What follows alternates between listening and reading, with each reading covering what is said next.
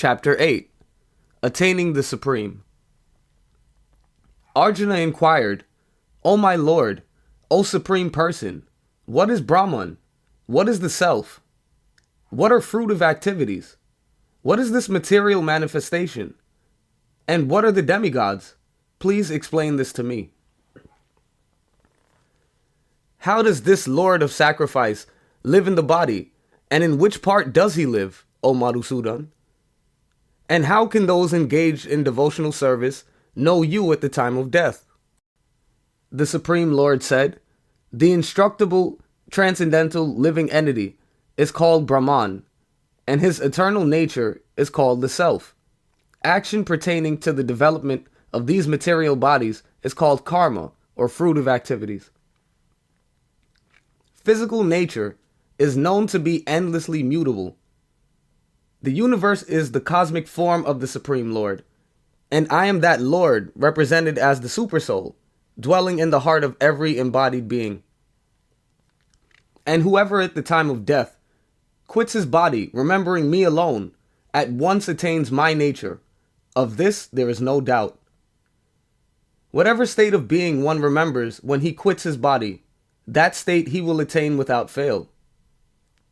Therefore, Arjuna, you should always think of me in the form of Krishna, and at the same time carry out your prescribed duty of fighting. With your activities dedicated to me, and your mind and intelligence fixed on me, you will attain me without doubt. He who meditates on the Supreme Personality of Godhead, his mind constantly engaged in remembering me, undeviated from the path, he, O Partha, Arjuna, is sure to reach me.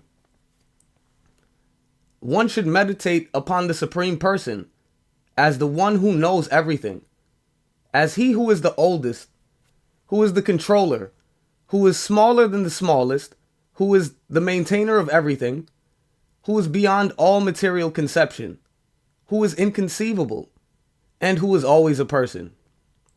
He is luminous like the sun, and, being transcendental, is beyond this material nature.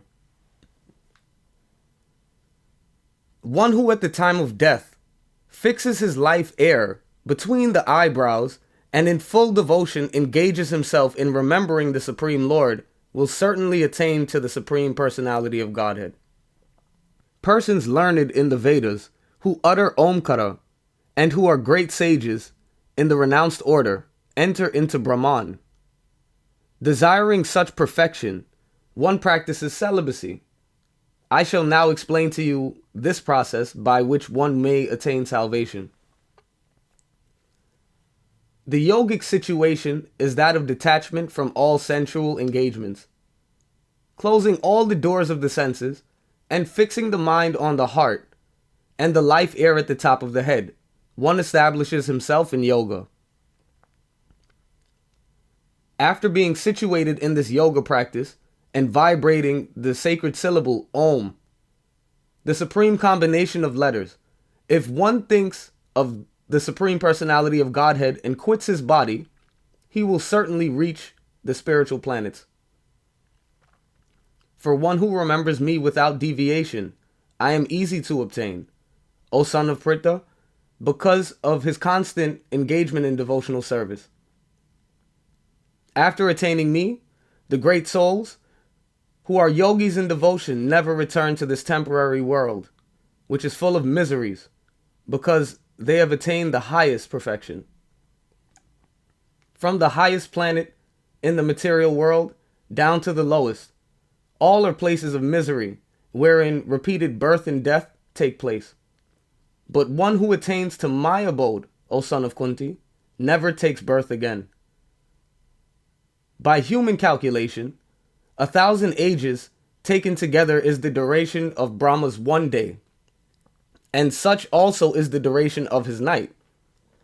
When Brahma's day is manifest, this multitude of living entities come into being, and at the arrival of Brahma's night, they are all annihilated. Again and again, the day comes, and this host of beings is active, and again the night falls, O Partha, and they are helplessly dissolved.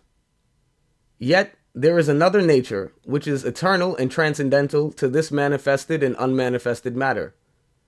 It is supreme and is never annihilated. When all in this world is annihilated, that part remains as it is.